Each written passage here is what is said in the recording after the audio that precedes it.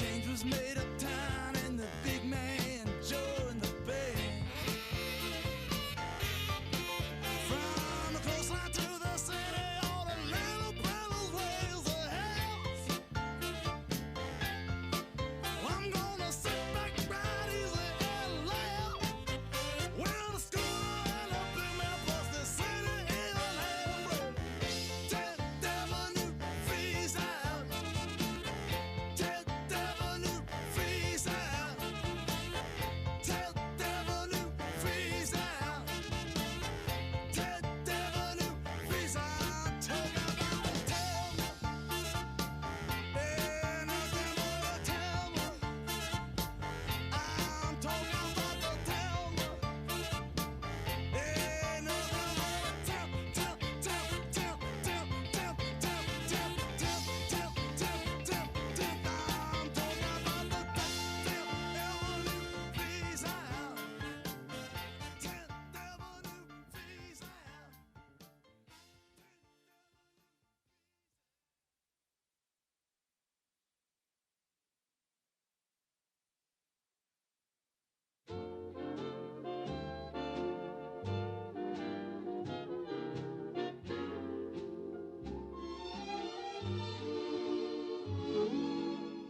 Like the folks you meet on, like to plant my feet on the Brooklyn Bridge. What a lovely view from heaven looks at you from the Brooklyn Bridge. I love to listen to the wind through her strings, the song that she sings for the town. I love to look up at the clouds in her hair. She's learned to wear like a crown. If you've been a rover, journey's end lies over the Brooklyn Bridge. Don't let no one tell you I've been trying to sell you the Brooklyn Bridge.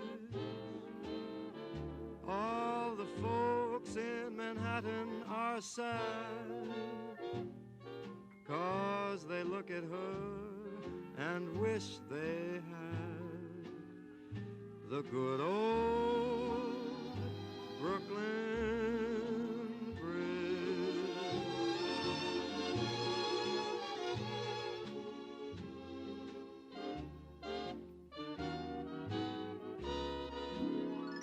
If you've been a rover, journey's end lies over the Brooklyn Bridge. Don't let no one tell you that I've been trying to sell you the Brooklyn Bridge.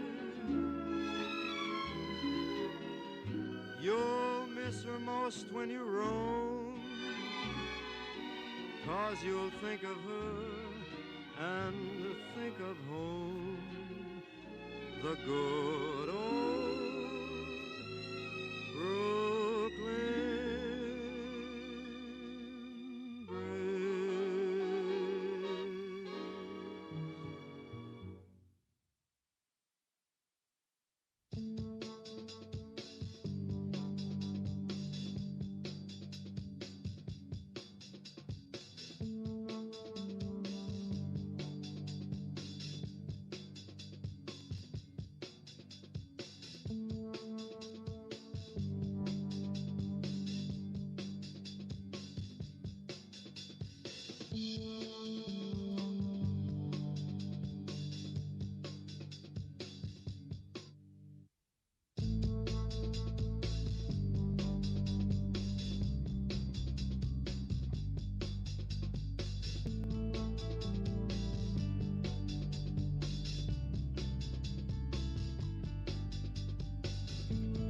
In New York, freedom looks like too many choices.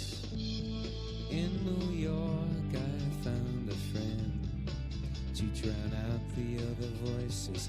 Voices on a cell phone, voices from home, Voices of the hard sell, voices down a stairwell in New York.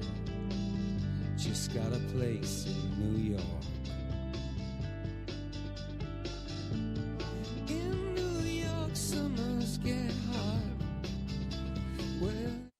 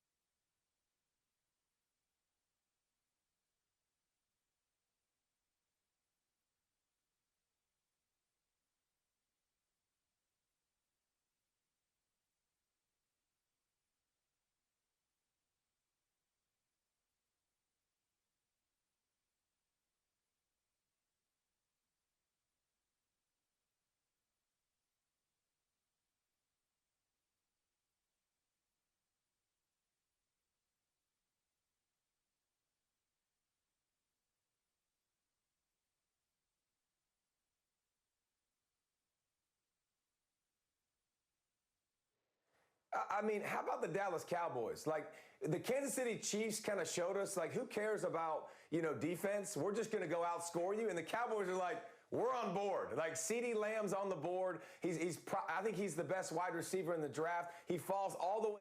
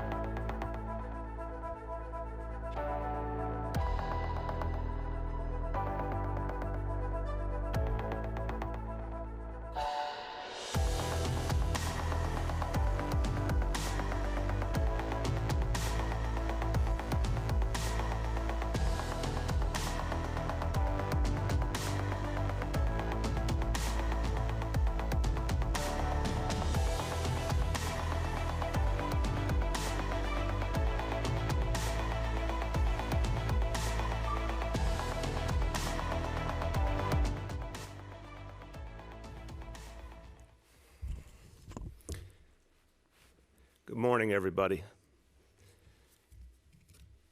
So,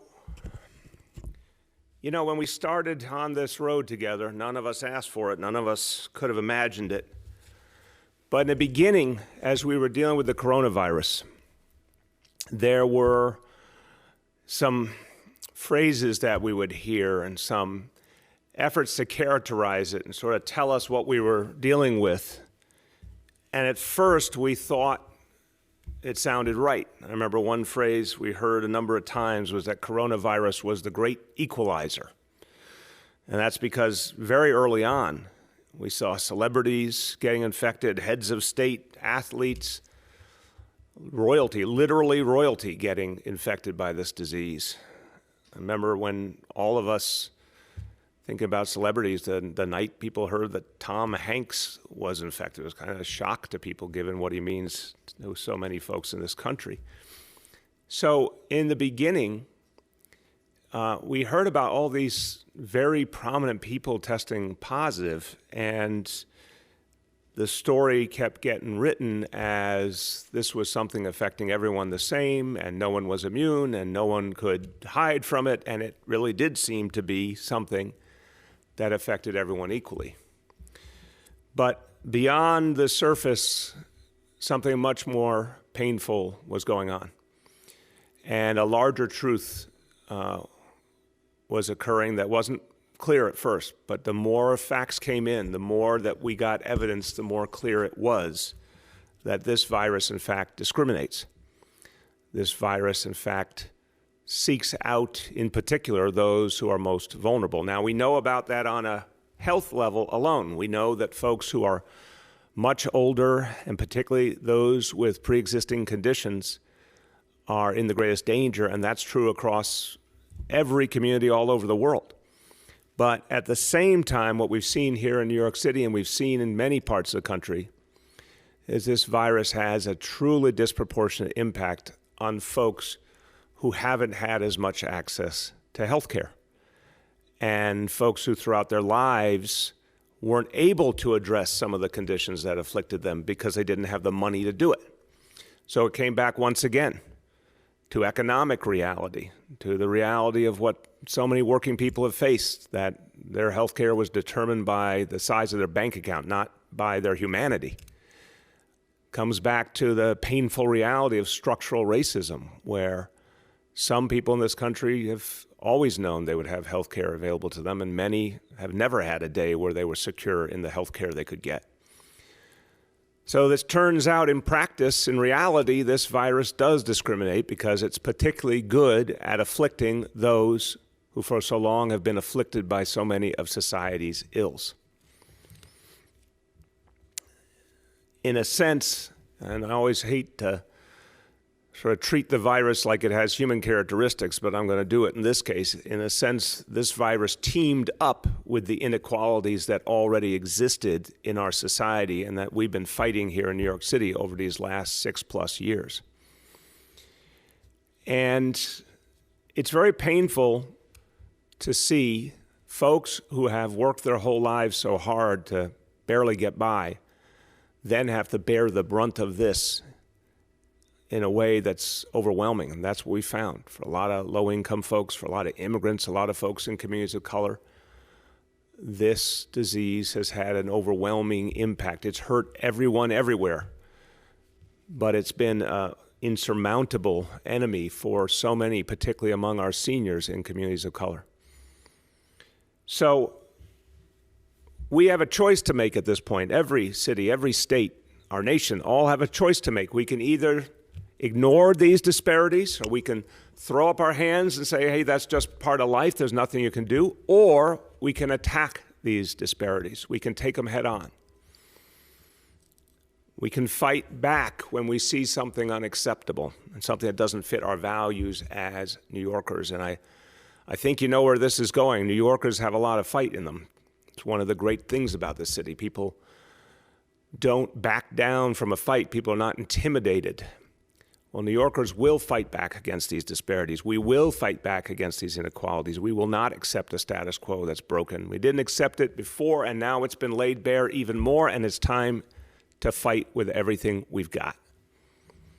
Now, 2 weeks ago, when we laid out the facts about these disparities, we wanted to show what was really going on. And again, at first it wasn't entirely evident, but it became more and more so. And then when we were able to show the whole picture, it was quite clear. So at that time, I laid out the outline of a 4-point action plan. And we've continued to build that plan each step along the way. Let me go through it with you now to let you know the things we're doing. So first of all, again, the outline of the plan. Point 1 was to protect and preserve our public hospitals, to make sure they could be that front line of protection for all people, and particularly those who had experienced the greatest disparities. Point 2, a massive public awareness campaign. This disease is confusing to everyone. For a lot of folks who haven't had as much access to information, including if they don't happen to speak English, it was very important to really double down with a huge public outreach campaign. Third, grassroots outreach. This is a different kind of thing.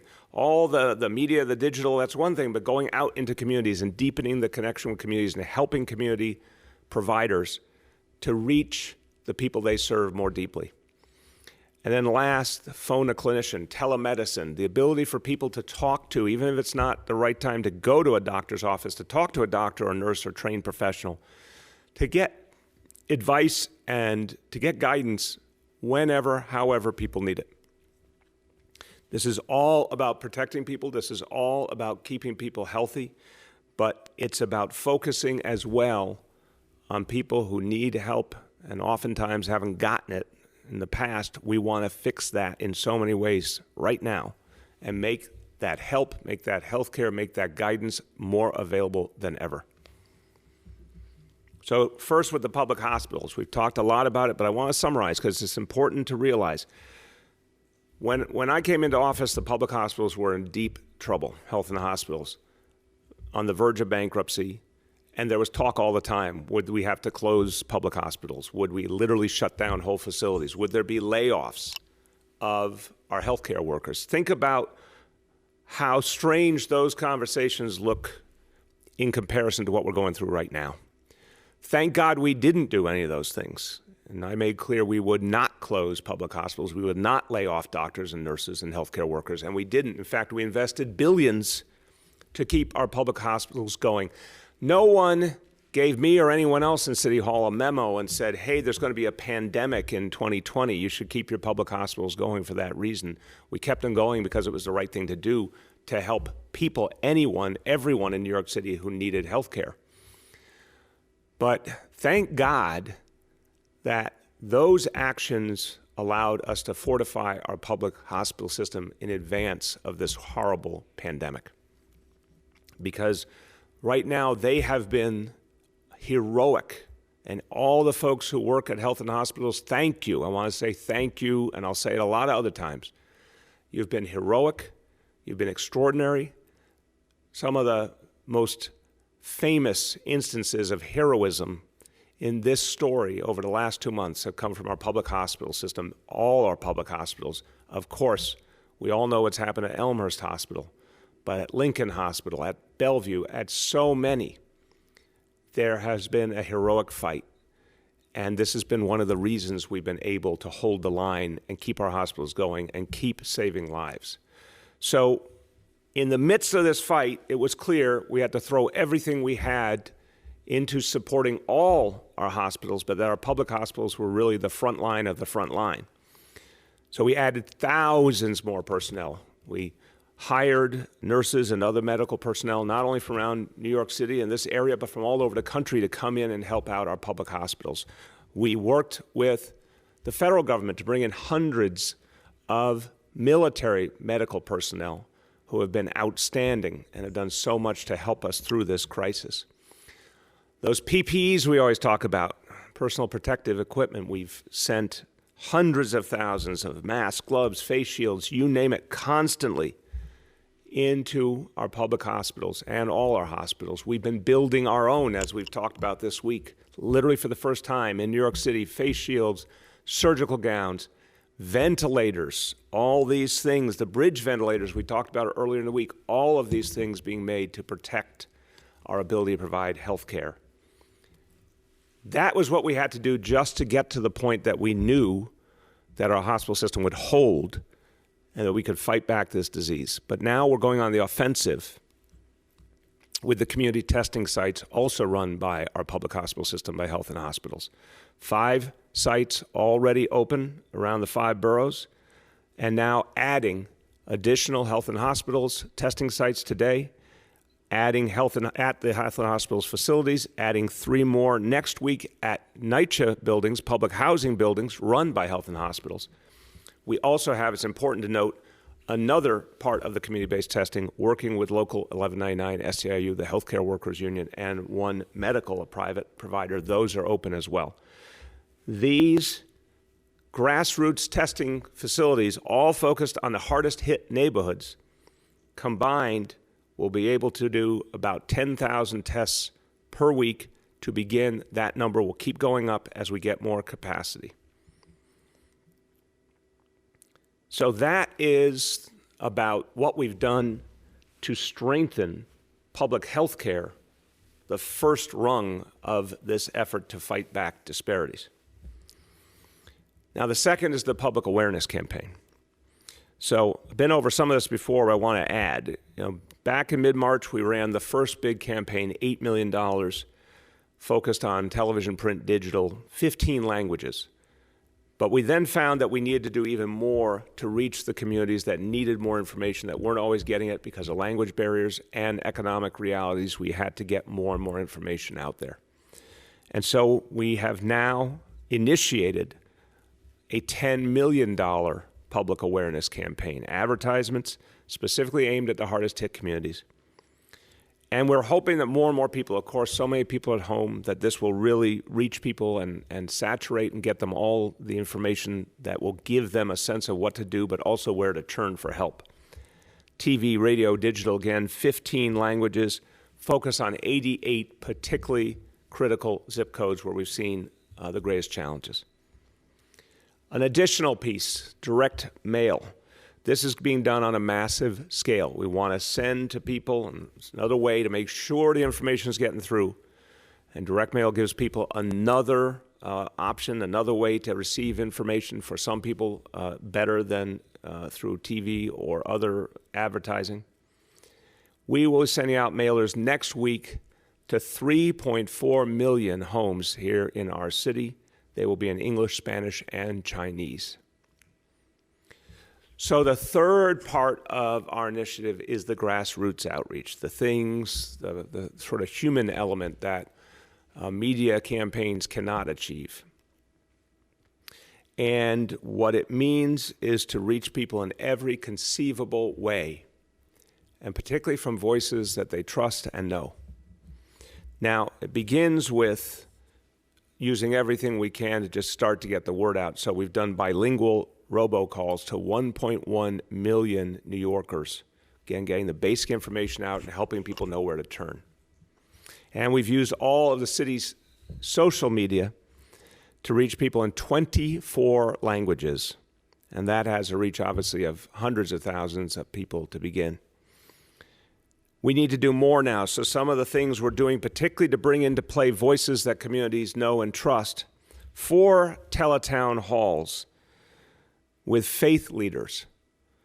And those will reach tens of thousands of folks. Another crucial voice that people want to hear from, need to hear from, giving them the same kind of guidance. We're creating webinars with health officials and commissioners of different agencies to help people directly hear what's going on. That's reaching thousands of New Yorkers more. And we're going to start soon specific efforts with community-based health clinics. Not going to announce those details today, but they will be announced in the next few days. This is going to be a crucial piece of this equation as well. The last piece, telemedicine, and this again gets to working more and more at the community level in another way, because telemedicine allows you to have that direct connection with a trained provider and allows people to just ask whatever's on their mind, whatever questions, whatever concerns. I think a lot of times, given just the sheer confusion that has been part of this experience for all of us, there's such a kind of everyday set of questions that people have about the coronavirus, and there's no fully satisfying answers because the scientific community still doesn't understand it enough. But I think people need to talk. They need to get their questions out. They need to ask, what do I do in this situation? What do I do, for example, if I'm in a crowded home and someone appears to be getting sick? How do we isolate that person properly? Is it time for that person to be sent to a hotel or someplace else where they can be fully isolated? How do I know when it's time to reach a doctor or go into a healthcare facility? These kind of questions, people need more human interaction. A lot of folks have their own doctor they can call, and that's great. But for folks who don't have their own doctor or can't reach their doctor, we need to keep building the telemedicine capacity. And this is a lot through working with community health providers as well.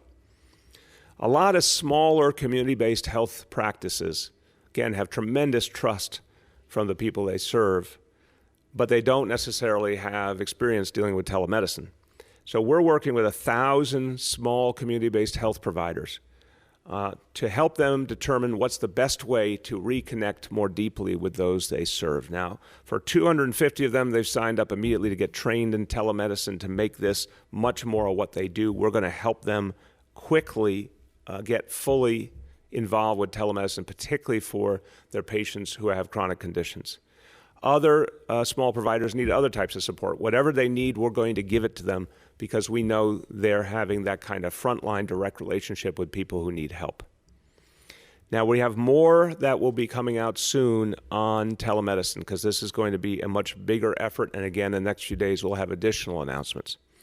But one thing I will raise now, and it's a good thing, and it's something that is historic because it's the first time in the city's history that the city has done this, the city government helping these local clinics, local providers to do wellness calls. So again, this is not just someone calls when they have a question or a problem, but proactive wellness calls as an aggressive strategy to reach the most vulnerable patients, to just check in with them regularly and see if they need something. I want, on a very big scale, the ability of anyone who needs to talk to a healthcare professional to be available so folks can get those questions answered. But we want to more and more pinpoint the individuals who need those proactive, regular wellness calls, and that's something we're ramping up as well. The bottom line on this reality, there are so many good people at the community level, at the neighborhood level, who are providing healthcare or have been providing healthcare for years and years in their communities. A lot of them have seen their work disrupted, obviously, by the coronavirus. We want to help them get back on their feet. We want to help them get stronger, provide them support, but also help them to use new tools to reach all the people they serve in this moment of crisis. Now, I want to switch gears here and talk about another reality of people being hit really hard by this crisis. And this goes now to some of the economic reality. It's hitting the same neighborhoods that are feeling those healthcare disparities. They're being hit very hard by this economic crisis. Obviously, everyone's being hit hard. This is something where we're seeing the pain very widespread. So many folks have lost their jobs of every description in every community, working class people, middle class people, you name it. People have been thrown for a loop. And we've got to help people through this crisis. And for so many New Yorkers, that means if you don't have your livelihood, you cannot keep the basics going. How are you going to pay for food? How are you going to pay for medicine? And the question all New Yorkers ask themselves all the time, how am I going to pay the rent? We need to make sure that every New Yorker can stay in their home during this crisis. We got to keep a roof over everyone's head. And so this is a crucial part of what we're doing right now to make sure that that basic human need, knowing you will have shelter, knowing you will have a roof over your head, is something that New Yorkers know is secure as we fight through this crisis. Now, that begins with knowing the most basic thing, that you will never be evicted during this crisis, that no landlord will tell you you have to leave, even temporarily. We've heard reports of some landlords saying, oh, you have to leave because you're sick, come back when you're well. That's not legal. If someone needs a place to be because they can't properly be in their apartment while they're sick, again, we have those hotel rooms available.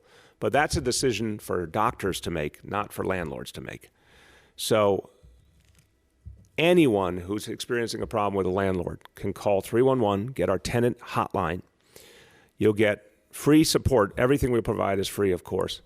Support knowing what's available to help you, and the rules, the standards that you need to know about your rights and how you can protect yourself if you're dealing with an unreasonable landlord. Obviously, all the other ways you can get help, whether it's food or any other kind of assistance. But if you need legal help, we will provide it for free. If you're being threatened by eviction, which no one should be at this point, but if it's happening to you, we will get you legal help immediately to stop it.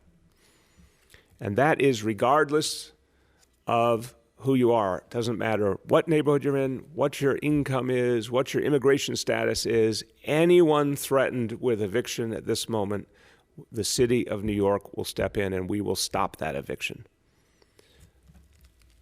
And I want people to remember, when in doubt on something, anything COVID-19 related, I mean, we use 311 for many other things traditionally, but right now, especially the focus of 311 is anything related to the coronavirus. If you might be threatened with eviction in the middle of this crisis, that is a fundamental problem. Pick up that phone to 311 so we can help you. Now, as we get to the first of each month, this question of how am I going to pay the rent is coming up for more and more New Yorkers. And people are struggling. Thank God there's been some help finally from the federal government, but it hasn't reached everyone by any stretch, and it's not going to last for long. So the bottom line is tenants need more help. And the first thing we have to do is make sure that comes from the city of New York. I'll talk about what the state needs to do, and there's a lot the state needs to do, and they need to do it quickly. But the city has to do our part of the equation, and that comes to our Rent Guidelines Board. The Rent Guidelines Board put out a report late yesterday, and I think it was very confusing to people, and I want to set the record straight now. It's a report they do every year. It is a report that explains in an objective manner what is going on with the economy and what it means for landlords, what their costs are. It's a report that's supposed to take stock of one piece of the equation. But as I said from the very beginning of this administration, the problem historically with the Rent Guidelines Board was, and I'll be blunt about this, it was over decades in the city. It's been around about 50 years. It was more focused on the interests of landlords than the interests of the vast majority who are tenants. And so when I came into office, I said the Rent Guidelines Board needs to consider both sides of the equation factually, objectively, and determine what to do. And the Rent Guidelines Board over the last 6 years, in several instances, decided that a rent freeze made sense. In other instances, that a rent increase made sense, but a modest one. It's been a much more fair equation since the needs of tenants were given the weight that they deserve. The report yesterday, I think, was misleading because it suggested that the interest was in what landlords are going through. And I said very clearly last night, the challenges that landlords are facing right now are real. I'm not belittling them, but they pale in comparison to the challenges that tenants are facing. It is abundantly clear, of course, the Rent Guidelines Board will hold hearings. It'll go through its process very quickly and get to a decision. But to me, it's abundantly clear we need a rent freeze. The facts couldn't be clearer. Greatest economic crisis since the Great Depression. I can't even believe, and I never thought, as your mayor, I would be telling you that we were going through something that could possibly compare to the Great Depression. And when I think of the Great Depression, I think of the stories my older relatives used to tell me about that sounded like something that was so severe, so difficult that we couldn't possibly imagine it happening again. And yet, a lot of what we saw in the Great Depression is happening right now, right here. So my message to the Rent Guidelines Board is clear. Issue your reports, do your research, that's great. Hold your hearings as quickly as possible, take your vote, and give the tenants who are rent stabilized in the city, over 2 million New Yorkers, give them a rent freeze. They need it. It's clear. The facts are clear. Let's get this done. Now, the state of New York has a lot more they need to do. And I've said this a number of times, and I know we've all been dealing with a crisis. The state's had a lot to deal with, but it's time to focus on the needs of renters. First of all, the most obvious solution, let renters use their security deposits to pay the rent now. This is something the state could do quickly and easily, and it makes so much sense. Those security deposits are stuck in escrow accounts. The tenant can't use them, the landlord can't use them until someone leaves their apartment for good. It makes no sense given that we're dealing with an absolutely unprecedented crisis. The state needs to act, free up those security deposits, let the tenant use them for rent. That helps the tenant, that helps the landlord. There's no reason not to authorize this right now. It's an emergency action that would help a lot of people. Second, for folks who can't afford it, look, some people can still afford their rent. That's great. Or some people can afford their rent for a period of time, and we hope the economy comes back quickly. But for folks who simply can't afford anything, and still, hopefully they can get that right to use their security deposits, but especially while they don't have that right, if people just run out of money, let them defer the rent. They can pay it back after a period of time. If people don't have any money, they don't have any money. I believe there should be a plan to allow people to defer their rent and then have a repayment plan that's set, that everyone agrees to, so the landlord knows they will get the money back eventually, but you can't ask people to come up with money they just don't have. And lastly, as I said, right now there is an eviction moratorium. This is something the city and state have worked on in common. The court system, everyone's on the same page. But it needs to be extended not only to the end of this crisis, but 60 days past the end of this crisis. Because what I do not want to see is landlords, and this is not the majority of landlords, it's only some, but landlords waiting for that moment when the moratorium comes off to then start evictions. And I don't want to see a whole lot of New Yorkers put in that horrible situation just as soon as things get a little better, bang, here come a bunch of evictions. No. Let's give that 60 days to help people get back on their feet after the crisis ends and make sure we can avoid those evictions. So people need these things. They need them now. So I'll just make it clear to the state of New York, it's time to act. People need to know they're going to get through. And this is something that would give so many New Yorkers peace of mind and security at this moment where they need both. Okay, as I start to wrap up here, what we do every day is track the indicators. We talked about this week understanding our larger trajectory we're on, understanding the progress we made, but the challenges ahead of us too, and how we have to keep working hard, and then link up to that next phase where we're going to do the testing and tracing in May. So today, I am happy to say we have just plain good news. Our indicators are now moving all in the correct direction, which is down. So let me go over them. We've got, first of all, the daily number of people admitted to hospitals for suspected COVID-19. That is down. Again, these numbers on the 2-day lag, that's down from 227 to 176. So that's great. That's a serious decline. The daily number of people in ICUs across our public hospitals for suspected COVID-19, also down. It's only a little, but it's still progress, 796 to 786. Now, this is an area, again, where we need to see much more progress, but I still like seeing a step in the right direction.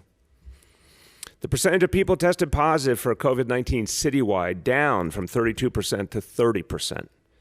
The public health lab tests down from 57% to 52%. Okay, just plain good day. Congratulations, because you did that. Everyone out there, you did this. Social distancing, shelter in place, you made this happen. Now, we got to keep doing it.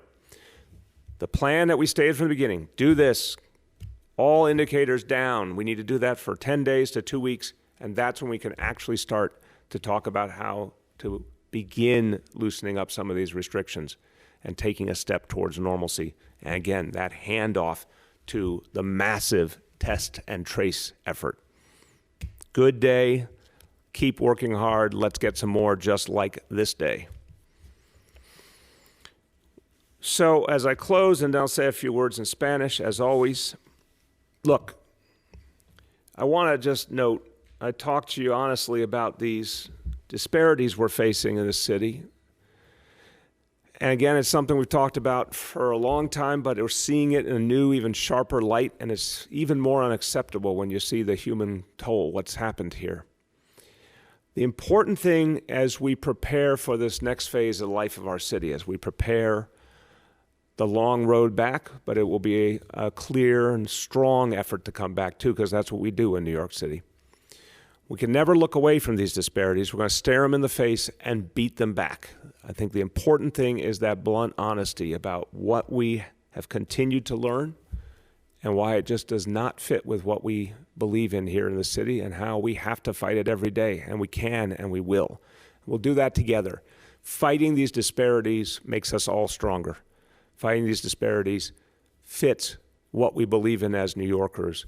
And there's a reason New York is admired and respected all over the world, and it's because it's a city for everyone. We have more work to do to ensure that everyone gets the same health care, everyone gets the same treatment when they need it.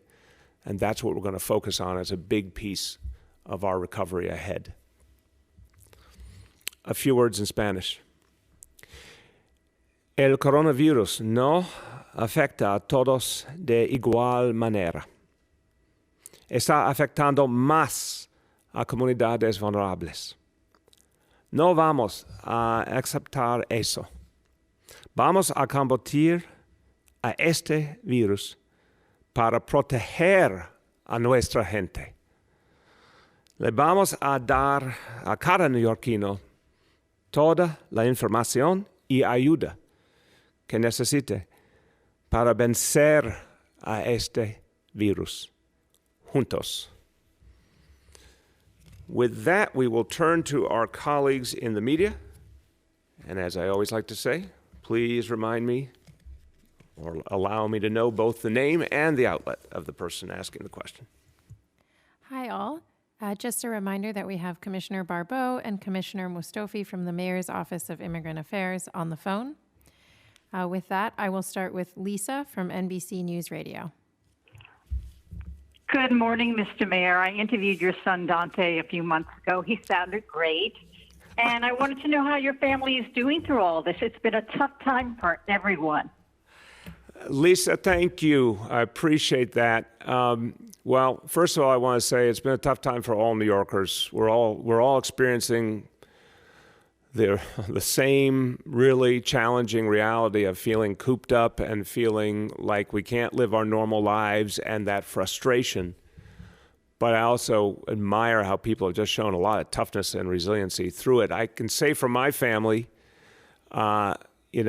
we're used to being out in the world. We love this city. We love the people of the city. We love the neighbors of the city. It's really strange to not be able to be out there and connected to people. I particularly miss the restaurants of our city, and I can't wait till they come back.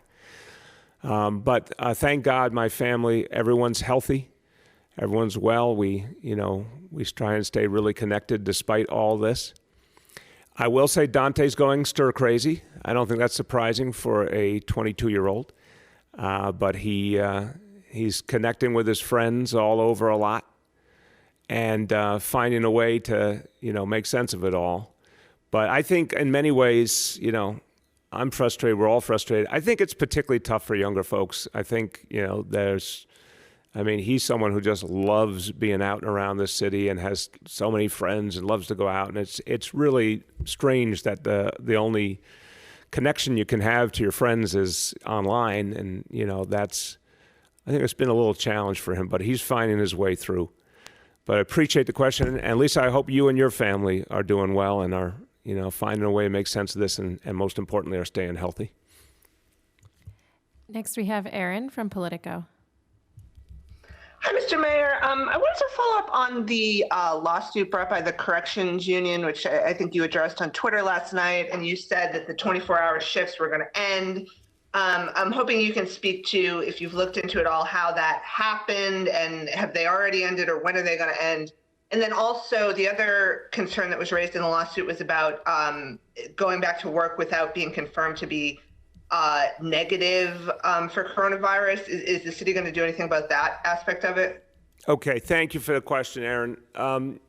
I'll just preface by saying when there's a lawsuit, I always have to be a little careful with my words. We always want to try and resolve issues like this with our colleagues in labor, and my door is always open. I know our first Deputy Mayor, Dean Foulahan's been talking constantly to the president of the Corrections Officers Union throughout this crisis and before. So our door is always open, and we always prefer to try and resolve things without a lawsuit, and a lot of times I don't think it's necessary. But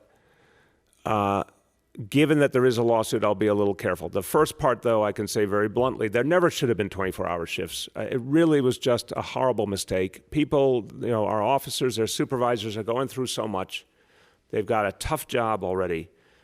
This was just a dumb managerial mistake, and one that I do not accept, and that's why I was quite clear in saying, no, it's not going to be allowed from this point on ever.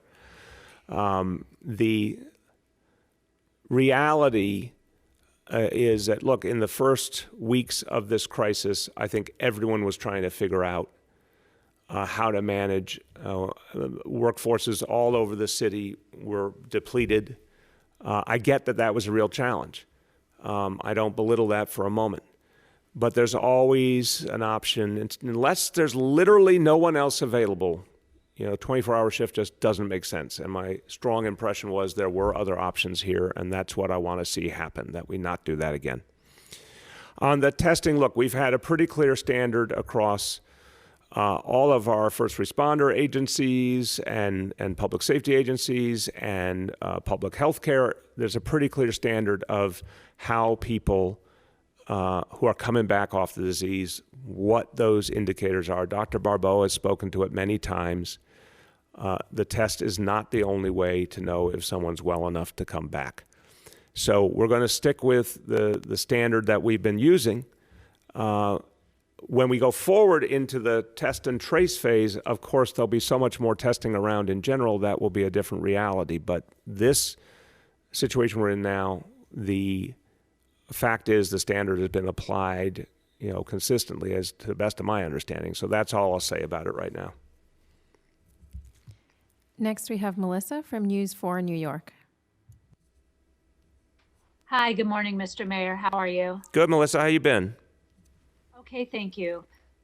You may know we've been reporting on the situation at the Vernon houses in Brooklyn. These residents have been without gas for 30 days now. So as you can imagine, their ability to afford food right now is even further impacted since they can't cook. Can you tell us anything about why have they been without gas for all these weeks? And why are they getting snacks from the city instead of meals? And what are you doing to help them? Yeah, thank you, Melissa. It's an important question. Now, it's horrible. I feel for everyone who lives in that development because this is one of the most frustrating realities in public housing when the gas goes out and it requires this massive repair effort. It's not like, most of us think about, there's a gas problem, it's a simple repair. Not in public housing in many cases. These are buildings. A lot of them are 50, 60, 70 years old, and they are in really tough shape. They should have been rehabbed decades ago. They weren't. The way that the systems work, to the best of my understanding, I've had a number of conversations with the general manager of NYCHA, Vito Mostacciolo, about this. He's worked tirelessly trying to improve the situation all over public housing, but these buildings require going floor by floor, and in some cases I even think apartment by apartment, literally going into walls and resetting the apparatus. It's a very, very labor-intensive effort. There's no switch you just flick, and it's all about just the age and the tough shape these buildings are in. So it's horrible it takes so long, but there is a reason it takes so long. And this is why, when we get back to all the other things we need to do in this city, this is why it's so important to go into this intensive effort that we've put forward to rehab, a huge number of our buildings because they need it.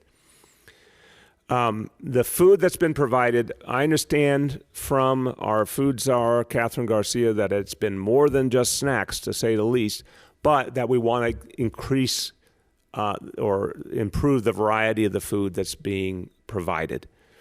So we'll get you the details, Melissa, on what has been provided up to now. There is a certain amount of variety for sure that's been provided up to now, but we want to do more and better. Right now, additional food is being brought in, more variety of foods being brought in to help the residents get through the time until we're done here. But I want to make sure, I feel very badly for the residents of this development. I want to make sure they have all the food they need and quality food, and that these repairs are made as quickly as humanly possible. Next, we have Mark Morales from CNN. Hey everyone, how you doing this morning? Hey, Mark. So I wanted to ask about antibody tests for first responders. What's the process for that, and at what stage are they at? Have you developed the test yet? Hey, Mark, you're coming in and out. This happened before, I think, one time. I don't know what kind of, it sounds like you're in a car or something, but if you could get closer to the microphone, you're coming in and out. Right, is this a little better? Yeah, try. Can you hear me? Yeah, go ahead. About antibody tests for first responders. Where does that stand? Like, is there a process determined yet, or is there any test available for them yet? Okay, we're working on this issue now. And I think, Mark, the simple way to say it, and our whole healthcare team has been working on this, is we are hopeful, but there's still unanswered questions that we're trying to resolve quickly. At some point, I want to see us use antibody testing. I think it could be very valuable. And again, a number of conversations are underway trying to lock that down. And as soon as we have an announcement, we'll make it. It's been a little hard to resolve making sure that what we get is the most reliable antibody test. There's lots of different varieties, as I understand it, from our healthcare leadership. And we want to make sure that what we get is the most reliable, that tells you the most. You know, as we've said before, the science still isn't 100% clear. And we want to always be really upfront with anyone who would get antibody testing that it is not a guarantee. It's not a rock-solid guarantee, even if you test positive in that case, that yes, you've been exposed to this virus. It doesn't 100% guarantee you can't get it again. So when we get to the point where we can do antibody testing, we're really going to put up front, particularly to all the folks who work in healthcare, first responders, et cetera, you still need to protect yourself. You still need to wear the PPEs, et cetera. But it hopefully will tell us something important. And it is related, obviously, as well to the growing efforts to do the plasma treatment and finding people who have previous exposure to the disease is important for that very meaningful effort. So we'll have more to say soon, but I think the simple way to say it is we're trying to get it right. We're trying to make sure we get the most reliable version, and we could do it obviously on a big scale. And as soon as we have that, we'll make an announcement. Next, we have Gersh from Streets Blog. Hello, Mr. Mayor. How are you? Gersh, have you finished baking yet? That's my question for you. Mr. Mayor, if you know anything about baking bread, you're never finished. I have dough in the fridge waiting for later. So, Gersh, ongoing process. Gersh, I know nothing about baking bread, so my question was asked out of pure ignorance. But I do want to say that we at City Hall have been waiting for our loaf. I think it's sourdough bread, I heard, and we have not received any sourdough bread yet, and just wanted to make that note. I don't want to endanger anybody, obviously, by sending it. Nonetheless, I know you have limited time, and I will get you some bread. But the City Council is taking up its bill today to require 75 miles of open streets.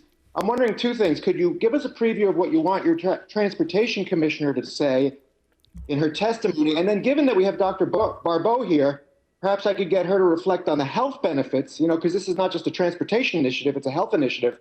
The health benefits of creating more open space so people don't have to congregate in New York's increasingly crowded parks. So, first of all, as I've said previously, Gersh, we want to work with the City Council.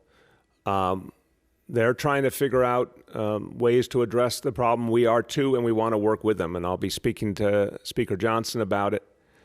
I think there's lots of interesting ideas out there we can work on together. Second, I had a long talk yesterday with Commissioner Trottenberg and Commissioner Shea. And we continue to want to find every way to protect people. And I think that's a fair point you make. For example, if parks are going to get more crowded in the warmer weather, which we keep hearing is coming but never seems to be here very long. But we anticipate, obviously, that parks will get more crowded. And we want to think creatively with the council about ways to address that. That's a very real issue. But we also went into great detail yesterday about the different plans around the country and still feel that those plans do not connect with a lot of our reality. And so we'd have to create something different for New York City, whatever it may be.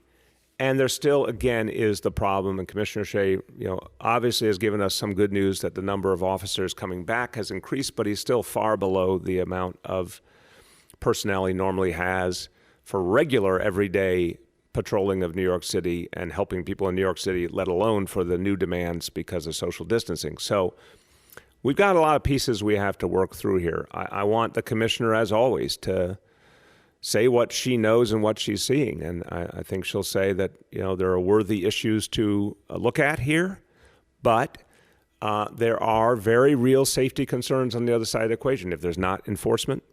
And the real issue that I still care about, and again, Gersh, you'll appreciate my Vision Zero orientation. A lot of folks out there who we're struggling to get to follow the rules, which is why we have had to do speed cameras and so much enforcement. If we say streets are just for pedestrians, but there's no enforcement, I do worry about cars going on those streets. I do worry about the speeding we've seen lately, which we're doing a lot more to crack down on, but I worry about that in any place where pedestrians may think there's not going to be cars and suddenly there are.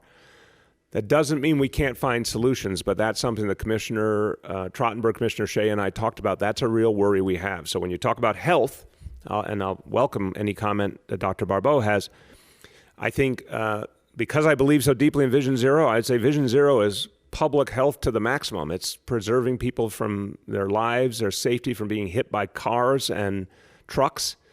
And that Vision Zero sensibility has to still be applied in this instance, even as we are going to try and find creative solutions because of the crowding that you're talking about. Dr. Barbeau, you want to jump in? Sure, Mr. Mayor. I want to echo your sentiments that certainly there are tremendous mental health benefits to having people be outdoors, safely distanced between their fellow New Yorkers. And I agree with you that there are creative solutions that we can identify, but that we need to be mindful of minimizing and avoiding unintended consequences that may put us in a situation that the solution is worse than the problem. And so I look forward to contributing to the ongoing conversation about this, but I think that we are in a position where New Yorkers having the opportunity to go outdoors, remain 6 feet of distance, there's plenty of space for them to do that. Thank you. Next, we have Anna from the Daily News. Hi, Mr. Mayor. I was wondering if, I know that this is going to sound crazy, but I would really like it if one of the doctors can explain why injecting yourself with disinfectant, like what could actually happen if people do that, because I think, people are kind of taking what the president said as a joke, but I want to know, is someone at risk of poisoning themselves if they do that? I don't think your question is crazy at all, because if that's been suggested to people, they need to hear the truth from a doctor, not from someone who doesn't really seem to care about science at all. So, Dr. Barbeau, you're a real doctor. What do you say? Absolutely. And I appreciate the question because oftentimes we take for granted directions are going to be followed the way in which they are stated. And, I think I've said before that as a pediatrician, I often took for granted that when I prescribed antibiotic for an ear infection, that parents knew that the antibiotic was to be taken orally and not put directly into an ear. So I think it's important for us to have clarity about how products are intended for use. And so very clearly, disinfectants are not intended for ingestion, either by mouth, by ears, by breathing them in any way, shape, or form. And doing so can put people at great risk. I think, tragically, we've heard of situations where individuals have misinterpreted the type of chloroquine that has been talked about as a potential treatment and ingested chloroquine that was intended for use in aquariums. So I think it's important for us to be very clear with New Yorkers that disinfectants are not intended for ingestion and they can cause great harm. So, Dr. Barbeau, I might not have heard clearly, but I think Anna said injection, not ingestion. I don't know if I heard that right. But let's ask that one too. I assume injection is at least as bad as ingestion in this case. Exactly. Introducing one of these products in any way, shape, or form, be it by injection, ingestion, or application on the skin, is harming the body. Yeah, and I would ask all our colleagues in the media, you would be doing a great public service to spread that message far and wide, that it's sad when we have to correct the President of the United States on a matter of science and health, but I think Dr. Barbeau just did a good job replying to the President, so please let the people of the city know the guidance that she's giving. Next, we have Jen from AP. Hi, Mr. Mayor. I hope you can hear me. Yes, Jen. This probably is a question for Dr. Barbeau, but I wanted to return to the subject of the contact tracing program that was discussed a couple days ago. And since this is to ramp up in the next few weeks or months, I just wondered if we could get a little bit of the nuts and bolts of how this works and will work. You know, if a person were to get on the list of some contacts, should they expect a phone call or a door knock? What kind of ways do the disease detectives or tracers use to start this conversation? Yeah, and I want to just jump in, Jen, as Dr. Barbeau gets ready to reply, to say that remember that what we're going to be doing starting in May is going to be on a much bigger scale. And it will involve, of course, the disease detectives the way we saw at the beginning of March, but this is going to go far beyond that with lots of different trained personnel and also with the use of technology to trace the maximum number of people. And all those details we'll be laying out in specific plans. So the disease detectives are the best of the best. We'll certainly be using them, but we're going to have a much bigger effort behind that. Go ahead, Dr. Barbeau. So with regards to the testing and tracing to help us accelerate out of this pandemic, you know, the basics are the same in terms of identifying individuals who are symptomatic with a condition consistent with COVID, testing them to confirm whether or not it's COVID-19, providing isolation so that there is no further transmission, and then identifying who they may have come in contact with, reaching out to those individuals, assessing whether or not they are symptomatic, and requiring that they remain out of circulation, so to speak, for 14 days. So those basics remain the same. The how of how this will be carried out, as the mayor alluded to, I think will be a combination, certainly of disease detectives, but others as well, and also employing technology. This is going to be a tremendous effort. It's going to be tracking thousands of individuals. And I don't think there's going to be just one way of doing it.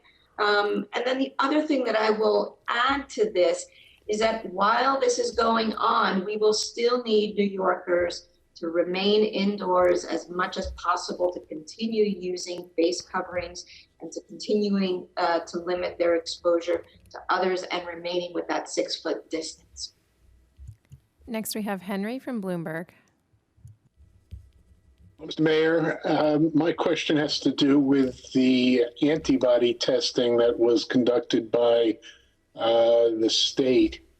I'd like to know what you think of that that survey that was done that found that as many as 21% of New York City residents may have been would have tested positive for the virus, and what that finding might portend for the city generally. What's the reaction from the commissioner and from yourself?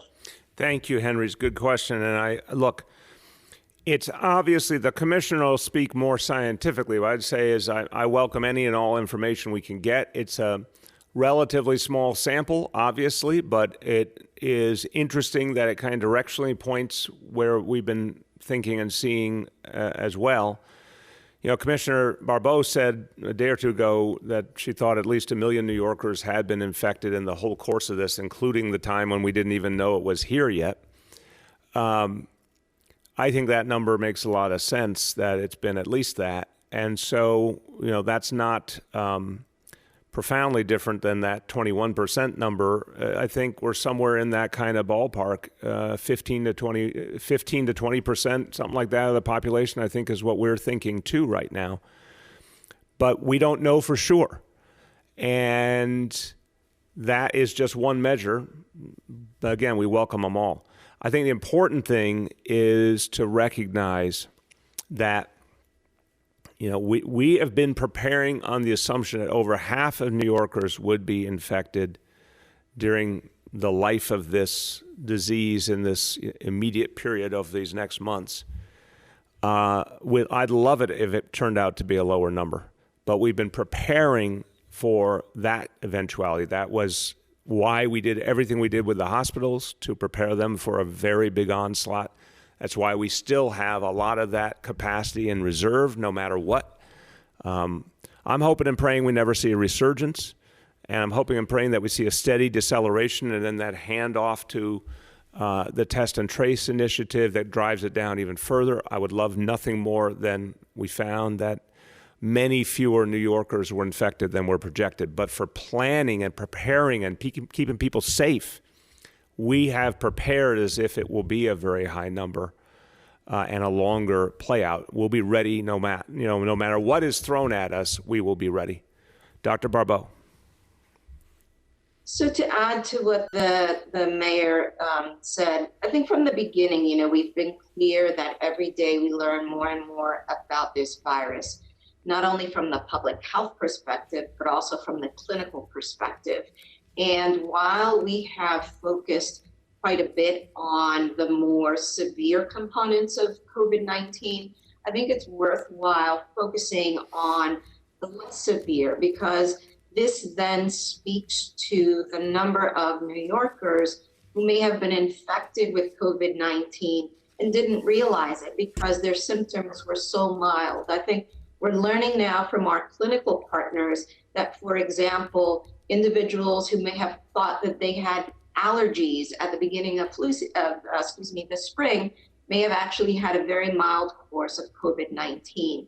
And early on, you know, we were talking about how because of lack of testing, we were unable to, in the early periods, distinguish between flu that the biofire identified versus influenza symptoms that were not identified by biofire. So all that to say is that I think as we go on in this response, there will be much more that we learn about in terms of the number of New Yorkers that were exposed and infected. And this is one of those pieces of information that we will continue to look at.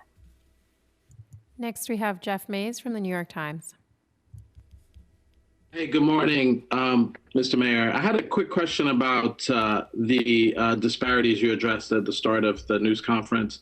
I know you've talked before about your efforts at keeping health and hospitals open, but I just wanted to ask again, given that the city was very aware of how the virus might affect the existing and long-time existing health disparities in the city, can you point to anything specifically that was done to prepare for that reality, that the idea that many more people in low-income, poor, Black and brown communities were going to be hit harder by this virus? Is there anything specifically the city did other than hospitals?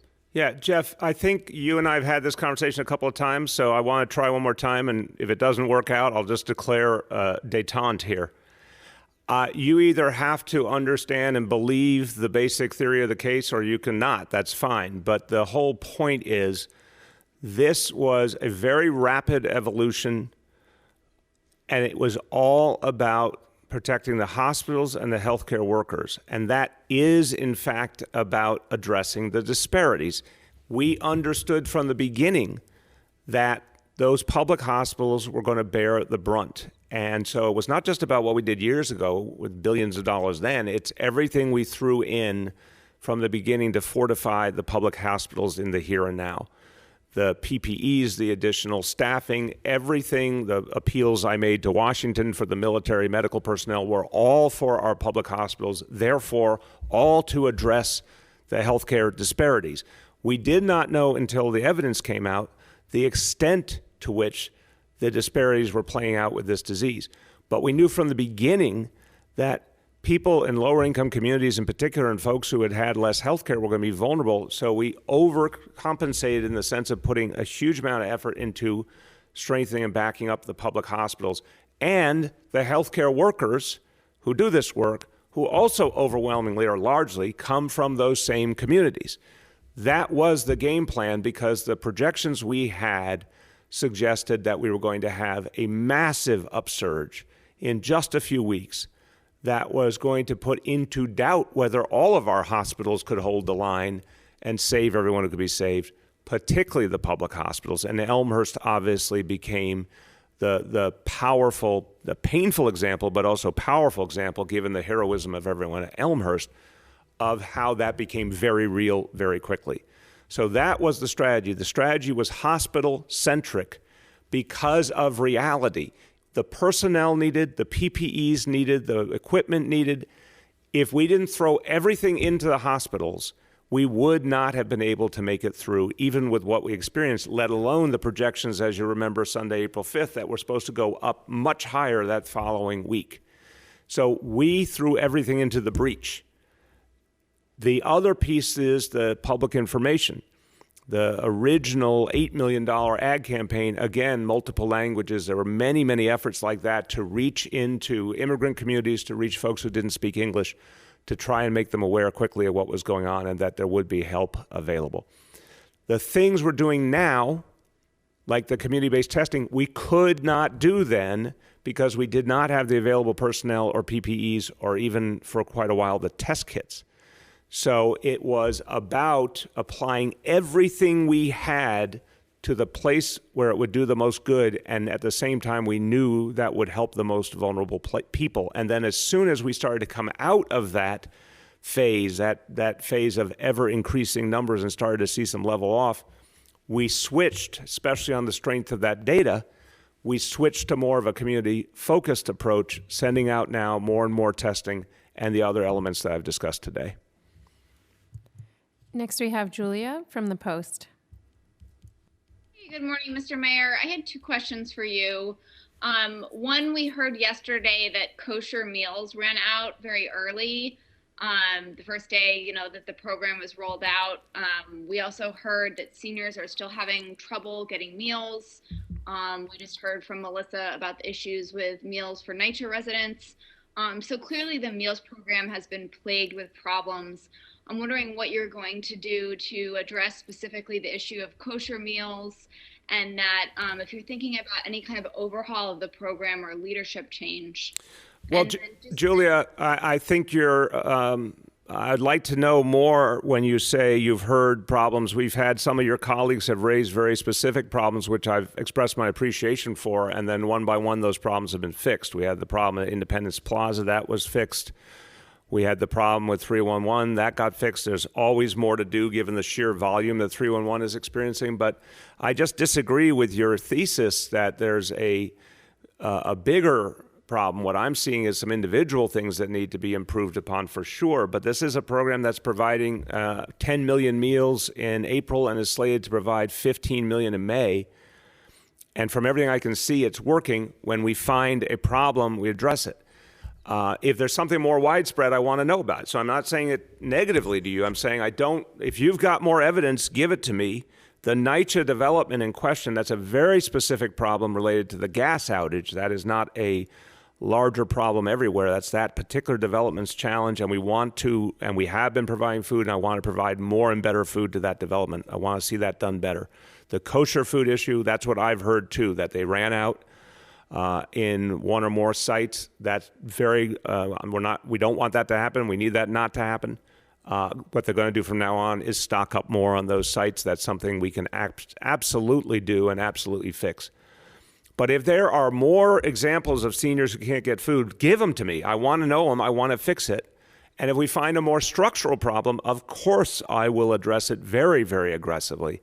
But so far what I'm seeing is specific fixable problems, not bigger structural problems. Okay, and can I ask my second question? Yeah, but please do it up front as with everyone else is. It would help me just to get it all up front for the format we're using now. Go ahead. I tried to, but you cut me off. No, I didn't cut you off, actually. So let's just get clear to our team here running let's please make sure that everyone's gotten, I thought those were all the questions, Julia. So please, everyone try and coordinate to make sure we've gotten out the fair number of questions. Go ahead, Julia. Okay, no problem. So on the second issue, I'm wondering if you've discussed what types of businesses could open in the city, first, second, and third, under an eventual reopening plan per the White House guidelines? And if so, can you give us a sense of what those businesses are that could open first versus what will likely have to wait? Right.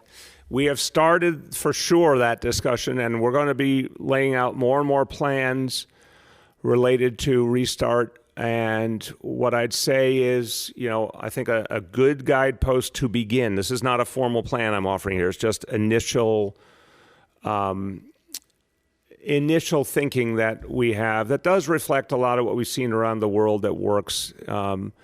You obviously want to avoid a lot of people in the first instance coming to work, so we still want to emphasize telework and telecommuting.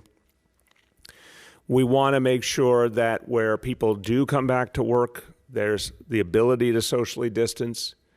So you've seen in a lot of countries, for example, in Europe, is they've allowed certain stores to open, but with strict social distancing rules and the kind of stores that could actually implement social distancing rules properly.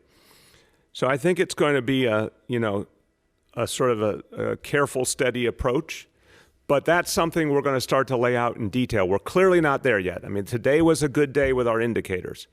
But as I've said, you got to get to 10 days to 14 days, consistent progress on the indicators to be able to even begin to talk about some of those loosening of the standards. So we clearly have time. I want it to be as soon as possible, but we clearly have time to put out those specific standards and what will go first, what will go second.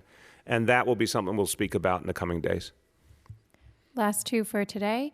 Next, we have Gloria from New York 1. Hi, Mr. Mayor. I hear you announcing some of what you said today has been announced over the last few days regarding community outreach and what the city is doing to address these hard-hit communities. When are we going to get the details about these community health centers? Why have only 250 practices signed up for telemedicine? How is the city handling that effort? And I mean, these teletown halls, but I understand that part of it, but people want to know what to do and where they can go beyond a computer screen. When is the city going to provide that information? So on the three things. So on the teletown halls, these are interactive, obviously. I want to make sure that's clear, Gloria. On a teletown hall, you get a huge number of people actually get to ask questions of the people involved and get a lot of feedback and get guidance that is very helpful and practical. The telemedicine, that is actually a big deal when you think about the reach of 250 community health providers. It's a big deal that so many are immediately taking to the notion of learning how to do telemedicine that has not been part of their practice before. So your question sort of respectfully minimized it. I want to put it in its true light. If you've got 250 community-based health providers in lower-income communities that are understandably used to providing medicine the old-fashioned way, and now we say, we're going to show you how to make telemedicine part of what you do all the time and reach all your people much more effectively and consistently, that's a big deal. That has ramifications for tens of thousands of their patients. We have just begun with this. We want to expand that greatly. I think many more providers are going to be taking that up. And in terms of what I've said, we're going to have an announcement very shortly on community-based health clinics, which is something we've really wanted to start to activate. Just has taken some work to get it ready to go, but we're going to have announcements on that in the next few days.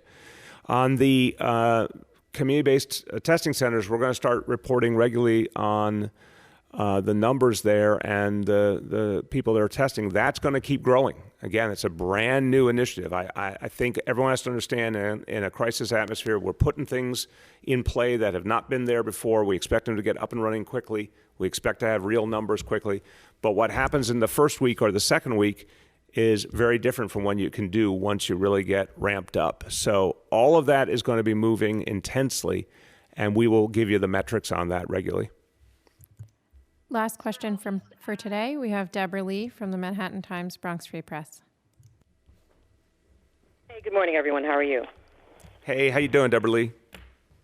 I'm well, thanks. I wanted to follow up on the testing conversation. As a city and state both ramp up their capacity and their outreach, can you speak to what degree of cohesion, correlation, and real information sharing there is so that there is a stratified, reliable set of data rather than needless duplication?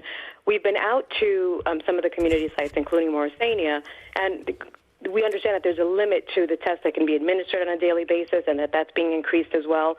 But between the city and the state now going into, again, hard-hit areas, what is the concern there and the dynamic that's being used to address, again, the possibility for needless duplication and information sharing? And then on the second note, there's an ongoing conversation about the accessibility of death certificates.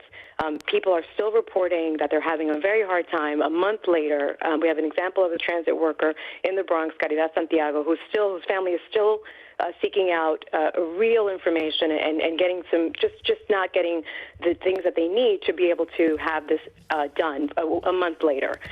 When they do reach out, they're not getting the information they need. That said, what can we speak to that allows for people to know there's a reliable manner in which they can access these death certificates? And for that matter, when we spoke about the deaths that were not reported in hospitals, can you speak to the families that have family members who died at home or elsewhere, and perhaps were not necessarily identified as COVID-19 victims to begin with, and now are facing an uphill battle to getting them properly identified as victims?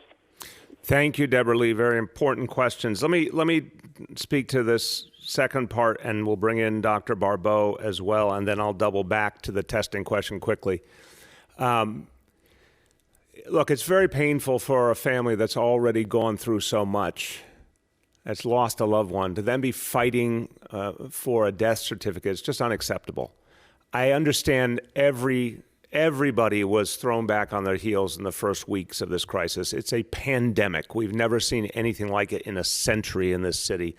I'm not going to blame anybody or any agency that in March, as things were growing and growing and growing, even into the beginning of April, folks were trying their damnedest to make sense of so much.